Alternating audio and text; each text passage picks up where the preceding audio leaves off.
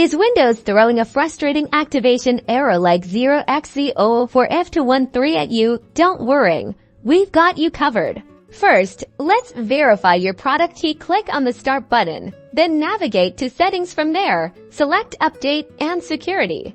In the Settings menu, click on Activation in the left-hand sidebar. This is where Windows tells you its current activation status. Here, you should see your current product key details. If it looks incorrect or is missing, you'll want to click on the Change Product Key option.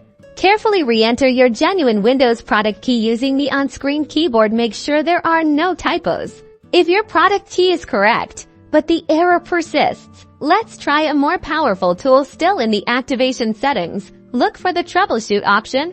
Click on the Troubleshoot button. Windows will then attempt to diagnose and fix common activation problems automatically.